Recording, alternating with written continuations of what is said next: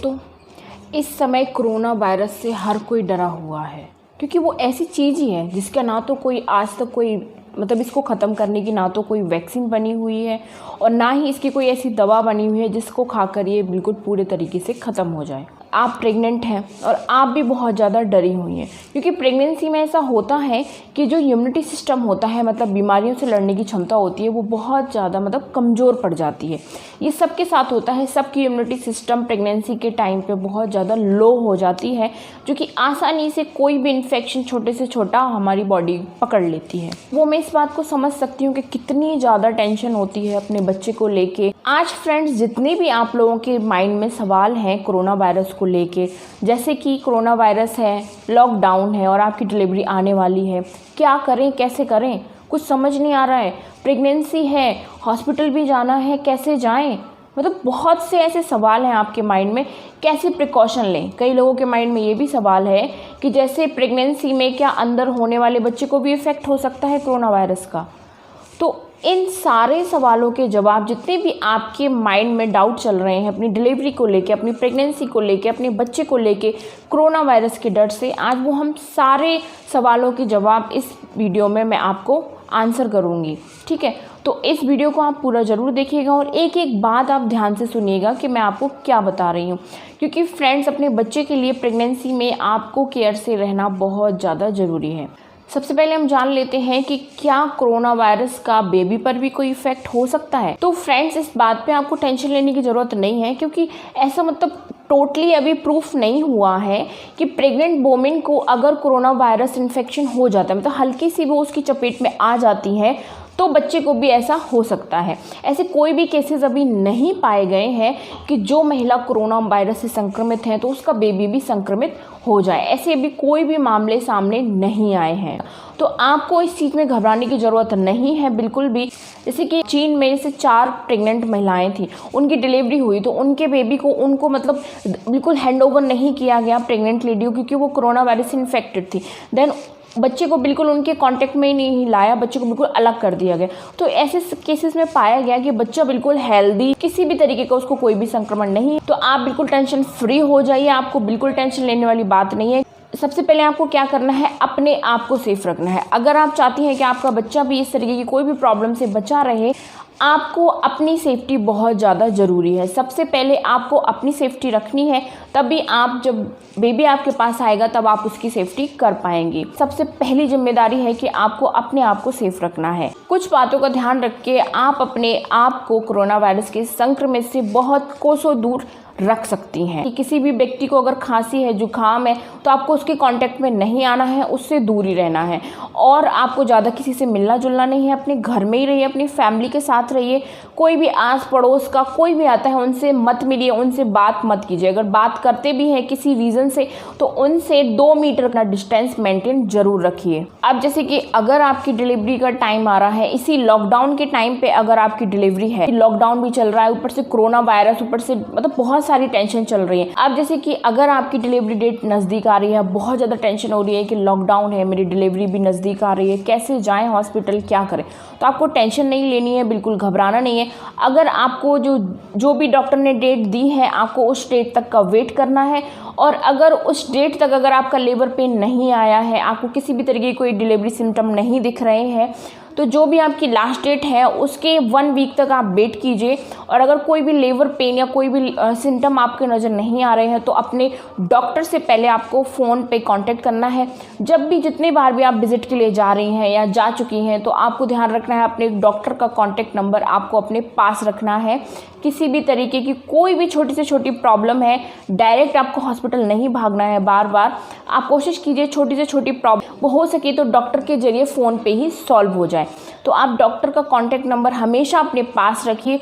कोई भी प्रॉब्लम है, कुछ भी है, आप डॉक्टर को तुरंत कॉल करके उससे एडवाइस ले सकते हैं, क्योंकि आजकल डॉक्टर भी इमरजेंसी जो केसेस हैं वही हैंडल कर रहे हैं, उसी के लिए हॉस्पिटल में आ रहे हैं। रेगुलर जो उनकी टाइमिंग होती है वो अटेंड नहीं कर रहे हैं, ना ही ओपीडी के पेशेंट को देखा जा रहा है, इमरजेंसी पेशेंट ही हैंडल कर रहे हैं डॉक्टर।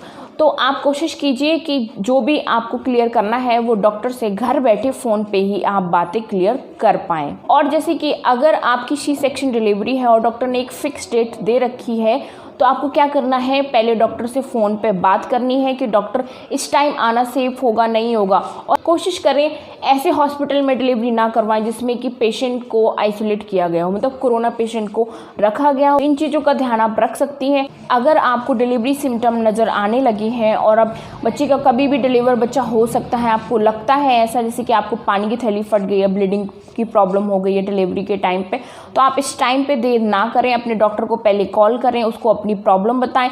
और अगर इमरजेंसी में जैसे कि आप हॉस्पिटल जा रही हैं तो अपनी फुल केयर का ध्यान रखें।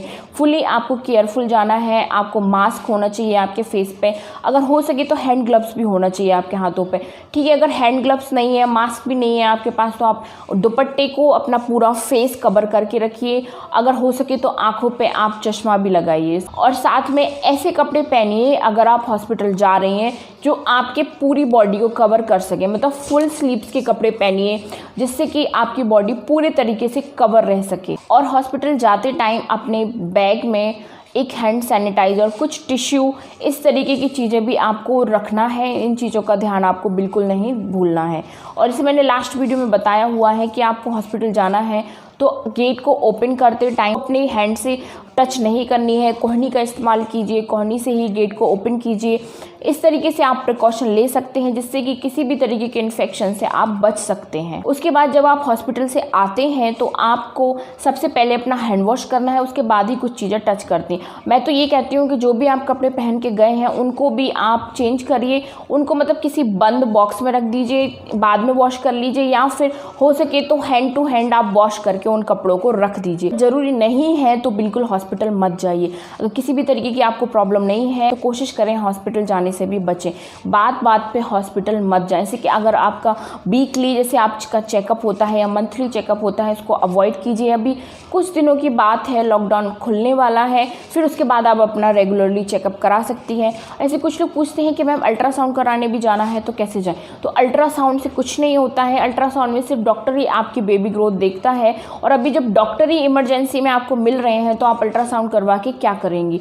तो अल्ट्रासाउंड भी अभी बिल्कुल अभी मत कराइएगा। जैसे कि आप डॉक्टर के पास विजिट नहीं कर पा रही हैं तो आपकी जो मेडिसिन है उनको कंटिन्यू आपको रखना है। अगर आपकी मेडिसिन ख़त्म हो गई, जैसे कि कैल्शियम, आयरन, फॉलिक एसिड की मेडिसिन अगर आपकी ख़त्म हो गई हैं, तो आपको जो डॉक्टर स्लिप होती है जिससे डॉक्टर आपको चेकअप करती है, वो स्लिप पे वो मेडिसिन नोट डाउन करके देती है। तो वो स्लिप दिखा के आप किसी भी नज़दीकी केमिस्ट से, किसी से भी आप मेडिसिन मंगवा सकते हैं और उन मेडिसिन को कंटिन्यू रख सकते हैं। तो आपको ध्यान रखना है कि मेडिसिन अपनी स्किप नहीं करनी है, दवाइयों को टाइम पे आपको लेते रहना है। जैसे कई लोगों का सवाल होता है कि मैम, जैसे एक सब्सक्राइबर का भी मेरे पास कमेंट्स आया कि मैम मेरा हॉस्पिटल 80 किलोमीटर दूर है और लॉकडाउन चल रहा है, मैं कैसे जाऊं? तो फ्रेंड्स, आपको ये करना है, अगर आपका हॉस्पिटल आपके घर से दूर है तो आप ऐसा कीजिए, 1-2 दिन पहले से ही जहाँ पे भी आपका हॉस्पिटल है आप जाके एडमिट हो जाइए, जो भी डॉक्टर ने आपको डेट दी हो। या फिर आप ऐसा कर सकते हैं, 1-2 दिन पहले एडमिट नहीं होना चाहते तो आप, अगर उस एरिया में कोई आपका रिश्तेदार, कोई कुछ भी जान पहचान का कोई भी रहता हो, आप उसके यहाँ रुक सकते हैं, जिससे कि इमरजेंसी में इतने दूर का सफ़र आपको ना करना पड़े और आप टाइम से हॉस्पिटल पहुँच पाएँ। संक्रमण से बचे रहना चाहते हैं, अपनी इम्यूनिटी सिस्टम को आपको स्ट्रांग रखना होगा। इम्यूनिटी सिस्टम मतलब बीमारियों से लड़ने की क्षमता को आपको स्ट्रांग रखना है। तो इसके लिए कुछ अच्छी डाइट लेते रहिए। डेली आपको 10 से 15 मिनट की धूप लेनी है, मॉर्निंग की आप लीजिए। विटामिन डी की कमी नहीं होती, जिससे कि विटामिन डी से आपका इम्यूनिटी सिस्टम भी स्ट्रांग रहता है। जैसे कि साथ में आप अपनी डाइट में नींबू, संतरा और आंवला इंक्लूड कीजिए। इनमें विटामिन सी होता है, आपकी इम्यूनिटी पावर को बहुत ज़्यादा स्ट्रॉन्ग करता है। और अपनी डाइट में पालक है, हरी सब्जियां हैं, मतलब प्रोटीन डाइट अच्छी मात्रा में आप लेते रहिए। तो फ्रेंड्स, अपने घर में रहिए, अपने भगवान से प्रे कीजिए कि जो भी हमारे इंडिया पर संकट की घड़ी आई है वो टल जाए।